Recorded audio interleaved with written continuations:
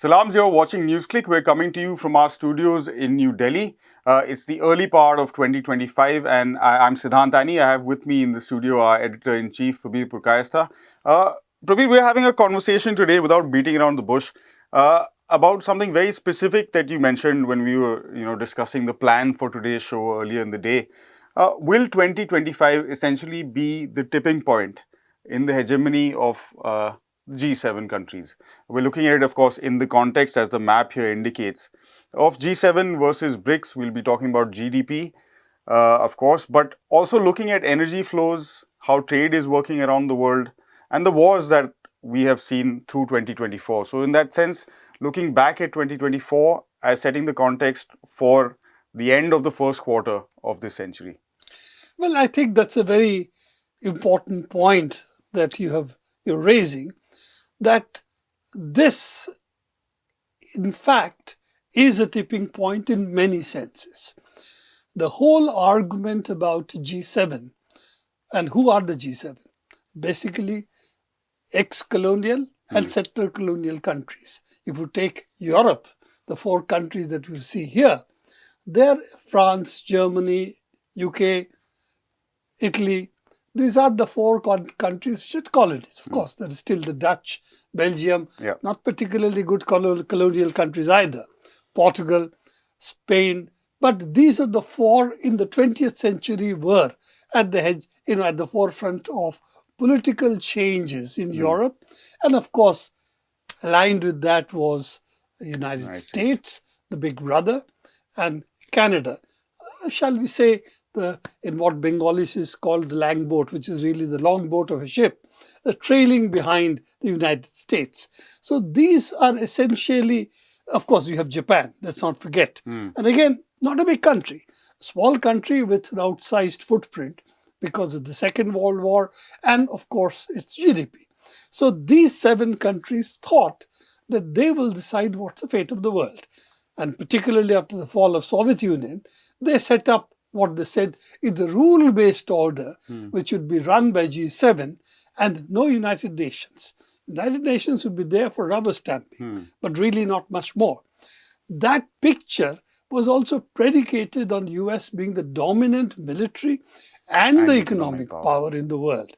And G7 did pride itself on the economic dominance it held over rest of the world. Particularly, you'll have the collapse of the Soviet Union and China still not emerging at that point. The last 30 years have seen a sea change. And what you see is the BRICS here. At this point, this is, I think, the pertinent chart that essentially reflects some of what you're saying, at least in this century. You can see the rise of this is really the BRICS core 5. Okay, we're not counting other countries, and this is the G7. At this point, if you take PPP and purchasing power parity, very simply put, is, as somebody said, the cost of eggs. How many eggs can you buy in $1 in the US, in India, and how many eggs can you buy, say, for example, with how many dollars does it take to buy a dozen eggs in the United States as against India or any other country? So this is called the egg index, but that's really the purchasing power parity, reflection of how much can you buy rather than what it exchanges for in the international exchange market. Money market. So this is the purchasing power parity, because we live in food and other goods. We don't really live on money.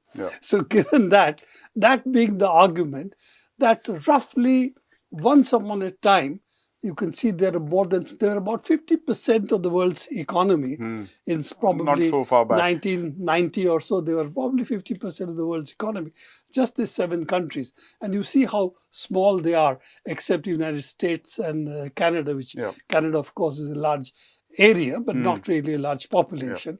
So if you see that, you will see that 50% was huge.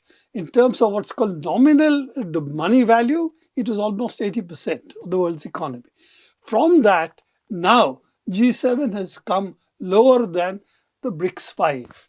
And that is really the startling change that has taken place in the world. And that means also can the military hegemony, and the United States is still the most, shall we say, the dominant military power in the world, can it control the world?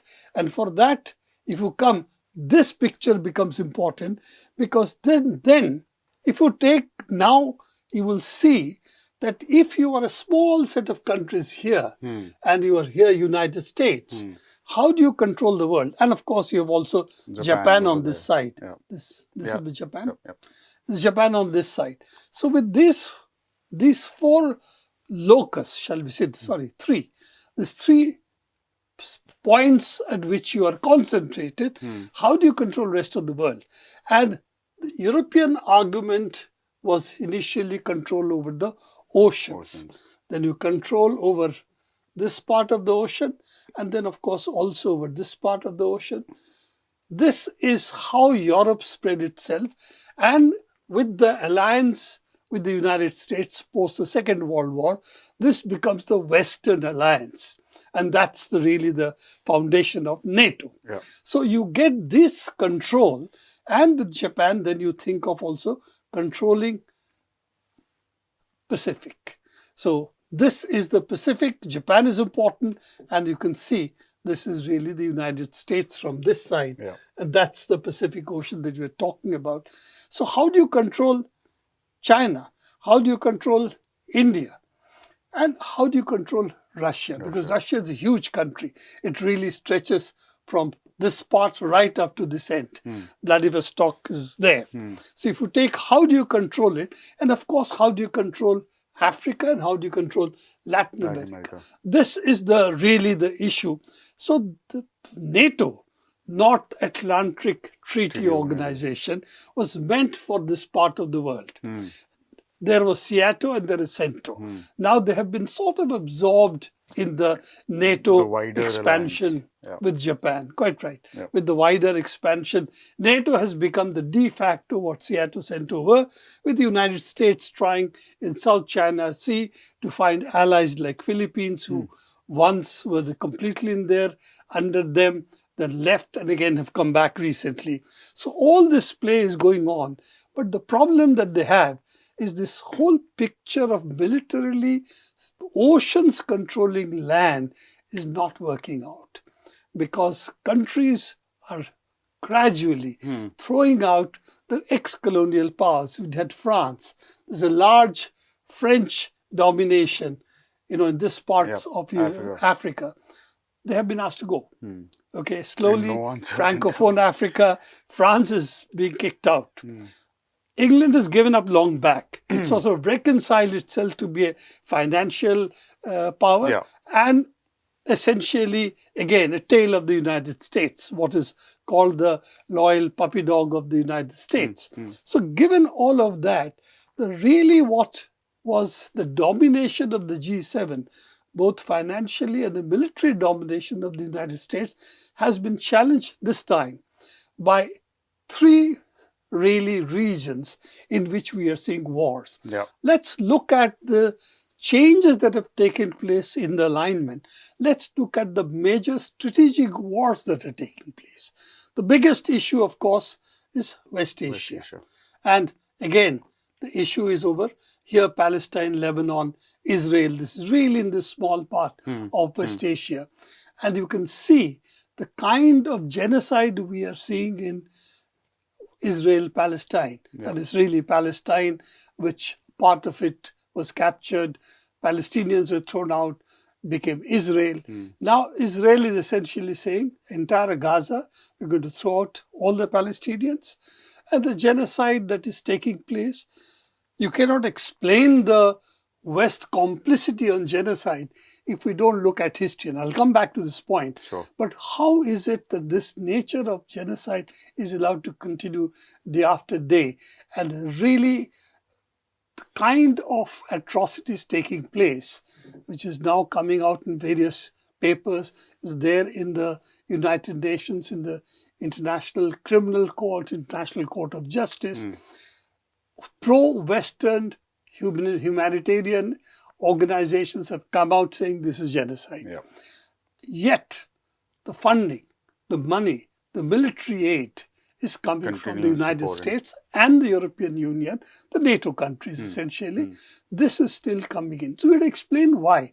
And my explanation is that you cannot understand this unless you go to the picture that we have talked about earlier, which is that a handful of countries really control the world because of the naval power earlier. And they survived or they built their empires on genocide. So the whole of Americas, as we know, you had genocide. Africa, you had genocide and slaves being imported for plantations over there. So this history is very much there. So the idea of wiping out an indigenous population, in this case the Palestinians, is not a problem for them because this is what they've already done. And though they will say various things about it, but internally, okay, Israel, we have after all had atrocities against the Jewish population in Europe, Germany. So now they need to find a place. And after all, there's so many Arabs.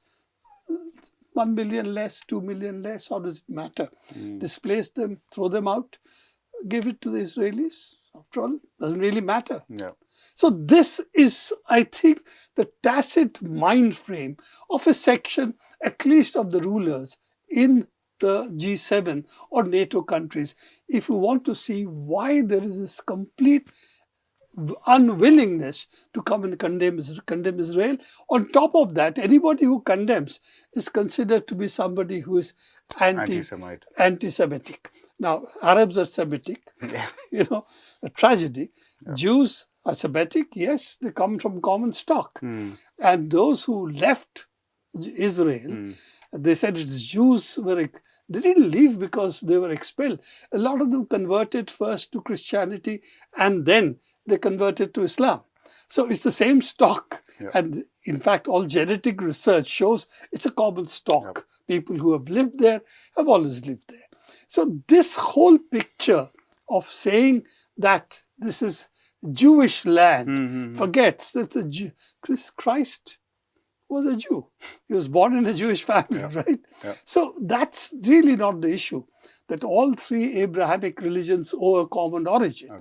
So the issue is really, why is this insistence on Israel? Why this support for genocide? Why not stop the money and say, look, you have to give people access to food and health, medicine, water. So this is something which is basic needs, and we cannot give you arms for continuing what you're doing. Why can't they say that? Because behind all of this is the oil in the region.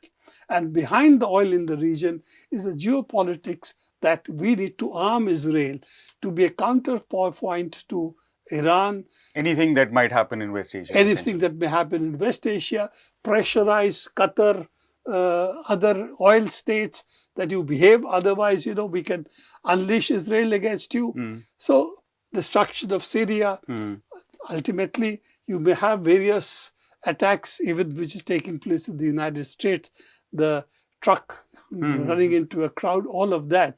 But at the core of it, that is what you have supported in the regime change in Syria. That was always behind what you were supporting in Syria. So all of this is, I think, an unraveling of a larger vision of the world where the West will control the resources of these regions. And I think that is what is failing. We have in Africa, as you will know, that the French being asked to leave from the Francophone African countries, number of them. And again, they control the resources of these countries. So this is the change which the West, the G7, if you read their media, they're not willing to accept. This is basically the core of Russia, and Ukraine is being propped up here by NATO, essentially is a counterpoint to Russia. To try and break it. In fact, the military war was a pretext for the financial sanctions. And I think about 3 billion foreign exchange of Russia was put into essentially under their control, which Russia can't use. And they're not using it to fund the Ukraine war. But apart from that, the idea was that Russia will break. With these economic sanctions, Russia will not be able to survive. The oil and gas they will not be able to sell, and their economy will collapse. And then we will be able to do what we had planned earlier, take over Russia's resources and the huge expansion of Europe then could take place. Historically, it's an old one. Don't forget, Napoleon marched into Russia with the same aim. Germany Hitler marched into Russia with the same aim. After the fall of Soviet Union, a number of the countries broke away and came under the umbrella of the NATO. But Soviet Union became, only a part of it became Russia, but it is still huge. And it has a huge number of nationalities in it. And it is also huge resources. It industrially has an industry clearly, which can support its military. And it is militarily still a very powerful player with, of course, nuclear weapons. So the idea that Russia will fall if we do this hasn't happened. And what is happening is a war in Ukraine, which Ukrainians are losing very large number of lives. A lot of them have left Ukraine. They don't want to fight this war. And slowly, Ukraine is being ground down. And today, NATO's ask is Ukraine lower its military age to 18. So that generation, 18 to 25 or 23, will also die in this war. So this, let's put it this way, they are willing to fight Russia to the last Ukrainian. This is what it seems to be shaping up. But the war, they are not winning. And it's clear that Russia has an upper hand. And also, right now, the oil flows, gas flows, which were taking place, still taking place to some of the European countries, is not taking place now. Because right now, Ukraine has stopped the pipeline going to Slovakia and Hungary. So those are still issues which are coming up. And that's slowly within Europe itself. It seems there is an instability building up. We had the French government collapse, we had the German government collapse, the two major ones. So is something going to happen in Europe is another question. But there is no doubt about this, that Europe, Western Europe, the core Western European countries, part of the G7, are willing to fight Ukrainian, for Ukraine, as we said, to the last Ukrainian, but also to try and destroy Russia's economy. And in the process, what they are facing is a much bigger problem, how to sustain their own economy, where US is slowly taking over German industries. They are relocating to the United States. All of the, now LNG will come only from the United States. So all these measures slowly means the European countries are going to be even more subservient to the United States. And that seems to be the picture that we are seeing. So, you know, one, I think Kissinger had said, the being an enemy of the United States is dangerous. But the only thing more dangerous than that is to be its friend. And I think that came from Kissinger, not from a lefty. Okay, so this is, I think, increasingly the European picture, and that's creating unrest in Europe as well. Yeah, and the people of Europe, I think, facing the brunt of all of these things. Right, we've talked often in the past about, of course, cost of living crisis across the continent, and we often don't mention smaller countries like Slovakia, for example, who will face, whether they do or they don't, face the impact of these halts on gas, for example. Ukraine has just stopped the flow of gas to Slovakia and Hungary, if I remember correctly. Though I think Hungary gets some of it from the Turkish pipeline. Now the issue is Slovakia supplies electricity to Ukraine. So what happens to that? You know, these are in some sense cutting off your nose to spite your face. Because, okay, you can make Russia suffer. $5 billion they were getting. Instead of that, they won't get any. Ukraine itself was getting $1 billion of that as a cut for letting the supplies flow. But they're also, as I said, getting from Slovakia, they're getting electricity. So what happens to all of that? So it does, to be honest, it does appear that Ukraine is on a death spiral if it continues on these lines. And unless there is peace in the coming year, I think Ukraine is going to sink even more into economic and humanitarian crisis. Of course, the war is something which should be stopped as quickly as possible. People dying on such large numbers, the kind of attacks that are taking place in Ukraine, in Russia, certainly is something that needs urgent peace. But there is a set of countries who want this war to continue. And I think G7 and NATO are really part of that plan, because they are at the moment, any injury that they can inflict on Russia, they think weakens the larger constellation of forces against them, which of course is China as well. So it appears to be, this is the plan. Hopefully they think Russia will do what it did earlier, when essentially the Russian government fell, Russia disintegrated, and it became, for about 10 years, it became really under the control of the United States. Till Putin and the group that was there took it over and at least built a nationalist Russia, which is not a socialist Soviet Union, but it is at least a nationalist Russia who has revived a lot of the industries and self-reliance, which was what Soviet Union was built on. Yeah, absolutely. So, and including education systems and the kind of technical expertise that we are seeing coming out of Russia in this war that was meant to bring it to its knees, etc., etc. I think there was some kind of complete disregard for the kind of human resource that is Russia also present in the country. And like you were mentioning, the multiple nationalities that form part of what is the Russian Federation, which also people tend to ignore, look at it as a sort of white Slavic nation only.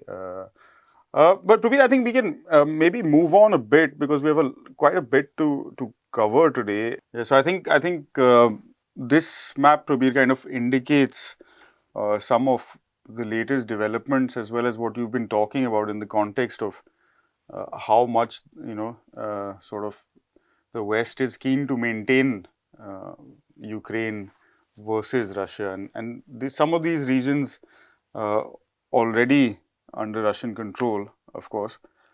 But like you said, no efforts, and we've been talking about this since Feb 2023, efforts at peace, well, still, at least as far as the wider public is concerned, non-existent. But we move on from Russia, if you have nothing more to add on that subject. I will only add that at the moment it does seem that the advances Russian forces are making are more rapid than they have been earlier. And also the major hubs, the transport hubs, the railways, road, etc. hubs, somewhere in this region, they are likely to fall maybe within 2, 3, 4 weeks. If that happens, the Donetsk area is going to be under completely Russian control. And that is the area which had been regularly being bombarded. The city itself was, Donetsk city itself was being bombarded. All of that seems to have been would have been neutralized. Then what happens in the peace talks is something we have to see. But I don't see this war, at least Russia, making peace overtures if their immediate strategic tasks are not fulfilled, which is likely to happen. Whether they will go towards Kharkiv, but not open question. There is Zaporizhzhia. All these are open questions, but or even Odessa, which is long term, that would be one of their targets. But whether they would settle for a peace agreement or not, which very much depend whether Ukraine agrees to not join NATO and is neutral, even if it is allowed to join the European Union.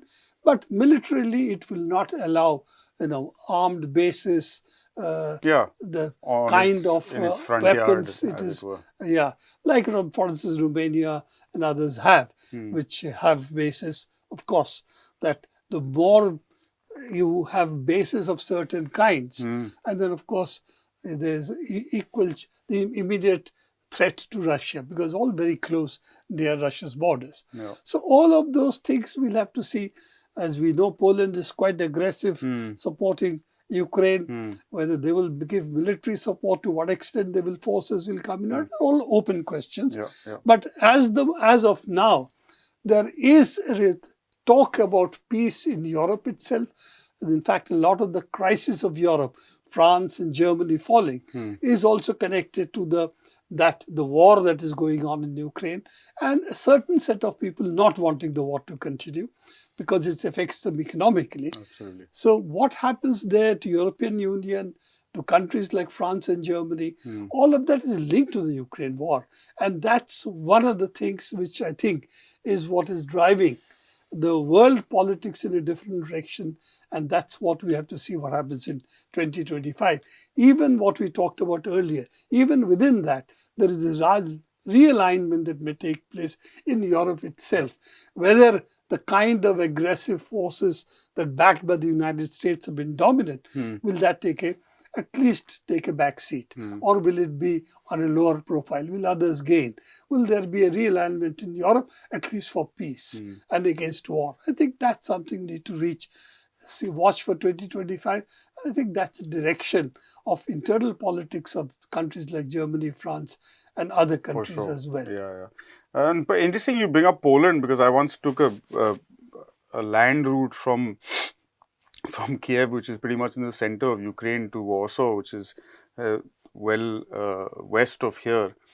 And this land border is not one that's easy to cross for the people of Ukraine. So maybe it's support today, but there's clear resistance to what is considered part of more of the Russian bloc coming into Europe as well. So that in those internal dynamics also continue. And the scale of also industrial development, agricultural development on this side of the border versus this side of the border is quite stark.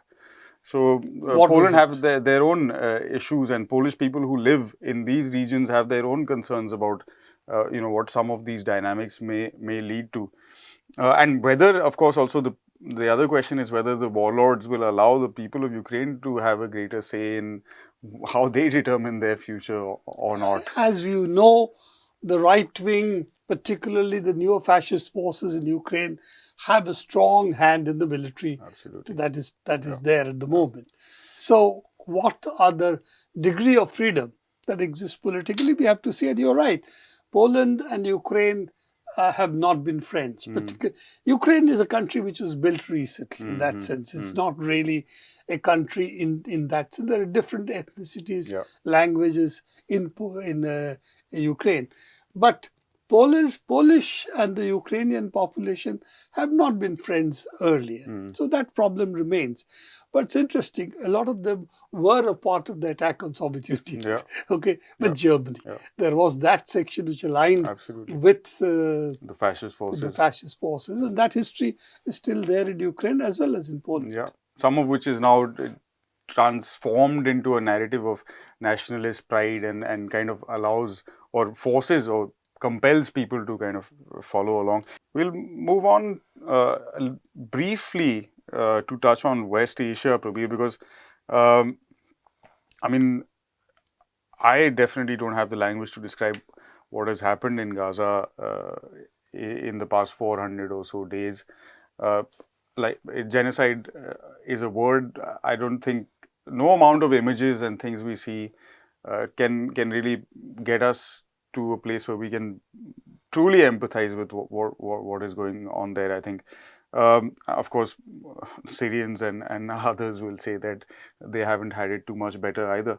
But give us a brief, because we have to move to East Asia pretty quickly and round up what's happening with China and the US, because that trade war is the other, the trade war, tech war, chip war, however you want to call it, is the other major issue that will probably shape things in the coming year. President Carter has died just now. He is regarded, and correctly so, as a person who was a decent human being. But unfortunately, it is under his leadership that we had the formulation that the oil reserves of West Asia are US strategic reserves. We also had the Iran fiasco, which led to really rupturing of relations between the United States and Iran completely, Iran taking over their embassy, sanctioning to the level of huge numbers of bank accounts being frozen, and yet even today the United States controls them. So all of those things are there in the background. But the real issue for the West was the oil in the region. And therefore, Israel was looked upon when the British created this whole issue of Palestine and Israel. with the idea that they will control on behalf of Europe and NATO, they will control this whole region. And that's why they were armed, all the support they got. Part of it is, of course, reparation for what Europe had done to the Jewish population. Yeah. But also a part of it is strategically that control the oil reserves. So that battle continues. Because if you see what the US and Western powers seem to show, they are not cutting back on oil consumption, LNG. England has said, okay, Great Britain has said, oh, we have left coal. Yeah, but coal is not the issue. They're still burning LNG and oil. So if you do that, the greenhouse gases still are produced. So the transition they're not willing to make, and therefore they have a huge stake in this region. And they also believe a short-term control of the region's oil means that you control the world's energy. And I think that is the larger battle that's being fought.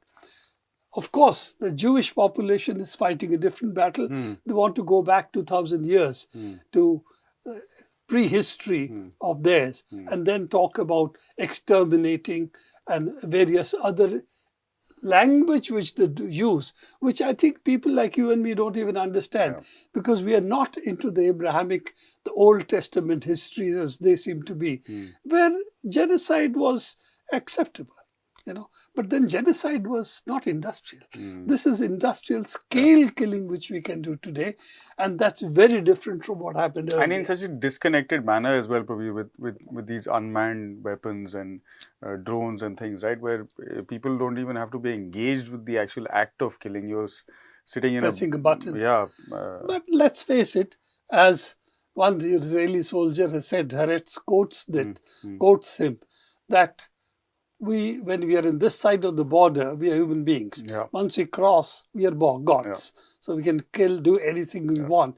And the pictures flooding from Israeli soldiers of what they are doing is a testament to what's happening there. We don't have to go to others. And that, if you look at it, the pictures day after day is deadening. That how do you cope with this? How do you cope with what's happening to a population in Gaza? And that now is threatening to spill over into West Bank. So how do you really cope with this is the issue. But here is it that Mr. Biden, just before he leaves, makes a present of a couple of $2 billion more to Israel. Okay, so this is the basis of this genocide. It's wrong to think of only Israel. There's no way Israel could continue to do what it wants without the money and the military support being pumped in by the NATO countries, including European Union. The so-called, the rule-based order, which doesn't see any problem with genocide that's taking place in front of their eyes. So this, I think, is what we have to address. Not only what's happening there, but what is happening to the so-called morality of those civilized countries, as they call themselves. The ones who came to civilize us.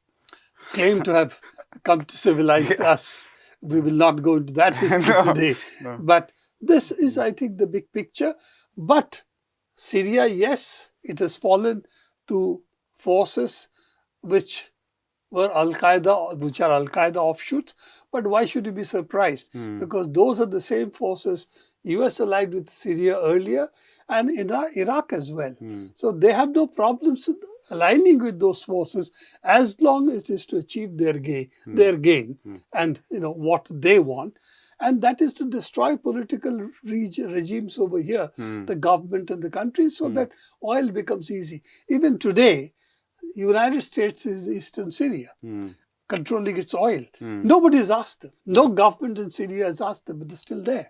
And they are a part of the oil being pumped out, goes to Turkey, goes to Israel from Turkey. Turkey may claim to be a big defender of Palestine, but that's what Turkey also uses this oil for, to sell it to. It's, of course, use it itself, but sell it to others like Israel. And it goes from Iraq, part of Iraq that they have under control, because the a sect of Kurdish people have declared independence over here, and they sell the oil to Turkey, and that Turkey sells to others. So all this larger picture is there, but as you rightly said, this region, and particularly Palestine, Israel, needs a different discussion. So we can't have it today, but nevertheless, this is going to be also an area which is the weakening of G7 leading to wars over here, because they are not able to control it any other way. And I think that explains the barbarity that you see of wars over here, because that's the only way they think they can control the oil in this region. We'll move on, I think, Prabir, to what I suppose the West considers the biggest threat to its hegemony, of course, which is now clearly stated in doctrines. I think the NATO strategic doctrine also outlines China as the biggest threat, of course, Russia, one of them as well. And talk a bit about what's happening on that front. We've talked previously about trade sanctions, trade wars, tech wars, chip wars. This is, of course, a map that shows another alliance spearheaded by the United States, the so-called Quad. And I suppose it illustrates the point you were making about control over the oceans. Prabir, if you look at these as the focal points of the area of influence. But well, let me make one, shall we say, qualifier. This is intended coalition of forces, but it has never been a military alliance, mainly because India was willing to participate in Quad, but not in a military alliance. So it's really India which has stopped this. Otherwise, Japan, Australia, US are military allies. They are allies. Anyway. So the argument was the right of ocean trade. And again, I'm not getting into this today, but the Quad as a military alignment has not succeeded. So India is looking to, as what Mr. Jaishankar, the foreign minister, has said, multiple alignments. So we'll align with X, Y, Z, but we will not enter into any blocks. So taking that at not only at face value, but giving it some weightage, I think what you're seeing is India's border settlement with China is based not only with that philosophy, but also the fact, as you were talking about, the reality of economic issues today.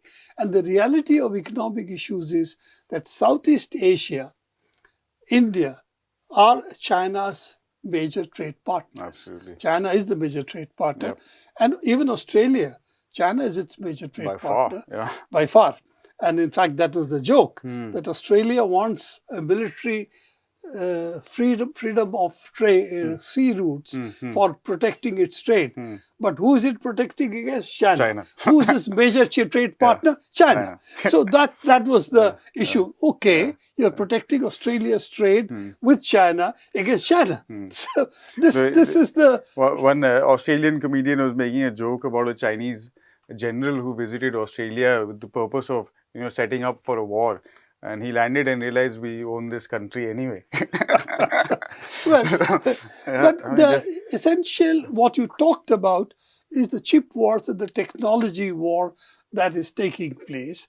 And here is the real battle, that the G7 countries, Western Europe and the United States, are no longer major industrial powers. The US has become a post-industrial economy. If you go to the United States, its infrastructure is not in very good shape. If you go to China, its infrastructure is in much better shape because they are able to build infrastructure. They have the wherewithal to do so. The United States does not seem to be able to do so today. When it comes to, say, the kind of industrial goods required, say we are talking about cars here. Now, the green transition requires to shift away from oil and natural gas. Of course, the cars still run on petrol in major parts of the world. The transition China has made this year. And we know that China has really many more electric vehicles than diesel or oil petrol cars. So they have overtaken almost all countries in their path, except, for instance, I think Norway or Sweden has more proportion than others. But in terms of numbers, Sheer Norway numbers, and yeah. Sweden is nowhere Yeah. anywhere near. So China is leading the transition to a really a different kind of economy. But its major strength is not simply manufacturing, low manufacturing cost, as people would believe. Would like to believe, It yeah. is that they have advanced also the scientific, technical knowledge, institutions, and they have a lot of now original research which is taking place. They're able to do new things, example the battery field, and of course they have the ability to scale up with the state support. They have scaled up. They have built the whole supply chain for the green energy, as we know, but also for other things. For instance, railways. They have the most advanced railway system, not only what would be called the bullet trains, but also the maglev trains, which also they are now building, which is I think 400 kilometer speed. So this is something that US and Europe cannot match today. So this is where China is positioning itself. Interestingly, India is not that far behind. In green transition, India is ahead of, say, Europe and the United States, if you look at what they're planning to do by 2030. So all of this we will discuss perhaps another day, because I think this green transition requires a separate discussion. But it shows the basic industrial strength today is not of the G7, but it's really of other countries. And that includes China, Russia, and India, even Iran, and Southeast Asia. These are the manufacturing countries of the world today. And that is where the future of the world would lie, because it really depends on manufacturing. And of course, if we survive the global warming that is taking place, and even then, the transition to a more green future is not coming from Europe, it's not coming from the United States, it's really led by China, but also India, hopefully playing a big role over there. So I think these things, if we take into account, I think we see a rapid transition of the world. And that's why when you started today, yes, I would agree with what you said, that we are at the cusp where, what is it? Marx is supposed to have said, sometimes change takes centuries to happen. And in another period, centuries of change happen in a few years. And we have, after the transition of Soviet Union to Russia and the G7 declaring that the world would be run by them, the rule-based order, we now seem to be in the last 1 or 2 years, we seem to be in that transition where a rapid change of geopolitics, correlation of forces, economies seem to be taking place. And if India is not careful, then it is still trapped in the past, not only in internal politics, but also world politics. Place in the world. What is its place in the world? If they think that it was Europeans and North Americans who are going to decide, with Australians tailing on that, going to decide the future. That's not the future is. Future is shifting back to the Eurasian landmass and Asia as the center of the economic world. And I think that change is not being registered. And also the fact that Africa is a big, rich in terms of natural resources, a big continent. What is its relationship going to be with European Union, with the United States, and with Asia? And that, of course, Latin America is the only part where the US has an advantage. It's much closer to them than to others. So we have to see that whether Brazil or other countries can take the lead and build an independent Latin America, which they would like to. How much that takes place.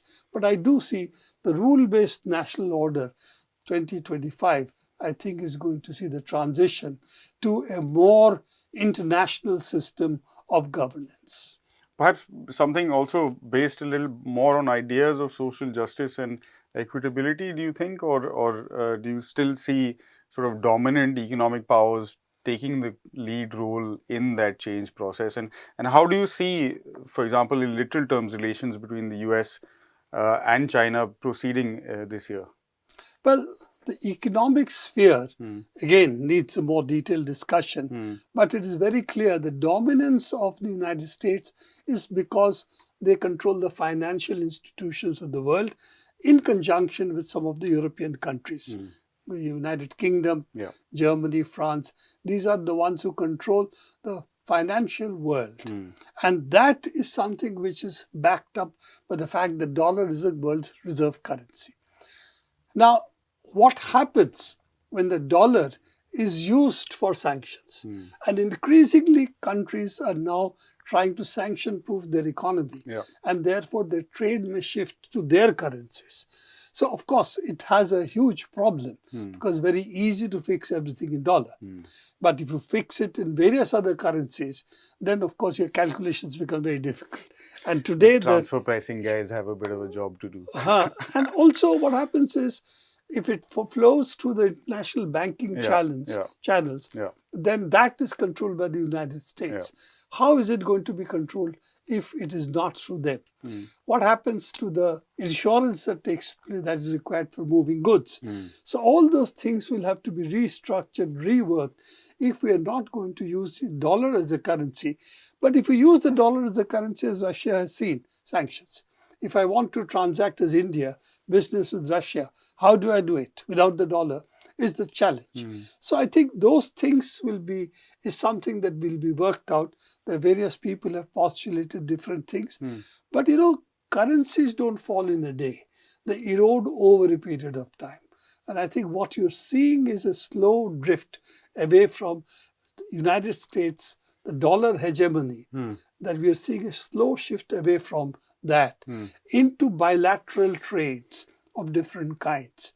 Yes, the game will be much more complicated, but ultimately the question is how to safeguard your independence, your economic independence. I think that's the way the world seems to be going. It is not going to replace the US dollar with another reserve currency.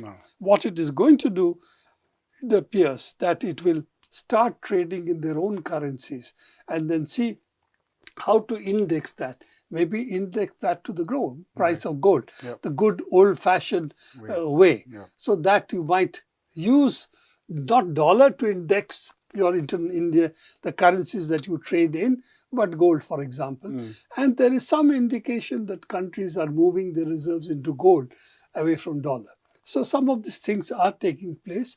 But again, it needs a different discussion because that is a complex game. I don't think I'm very well equipped for that either. So you might probably need to have other people come in and tell us what are the possibilities. The good part is none of them seem to know either. So we are really looking at the moment something which is yet to emerge and how it can be engineered so that you can have protection against United States imposing sanctions on you because you price in dollar. Because that's all they say is necessary for it to come under US law, according to American concept of international law. And then, of course, they control the banking channels as well. So all those things we have to think of. BRICS is going very slowly in that direction. They are talking of multiple currencies and trading in multiple currencies, but they are not talking of an independent another currency which will be set up by the BRICS. That's on the way direction they seem to be moving. And I think that makes ample sense because there are various implications to an alternate reserve currency. And I don't think that's something that anybody wants to do as of now. At least at this point, All right, thanks very much, Prabir. I think a lot to talk about in 2025, a lot of work for you to do in analyzing what's happening around the world. And hopefully we will have here at NewsClick an uninterrupted year of work to bring that to you. If you don't already subscribe to us on YouTube, please do so now. Like, share, spread the word, and please do also leave us a comment about what you think, about what Prabir had to say, what we discussed today. We'll be back very soon. Thanks for watching.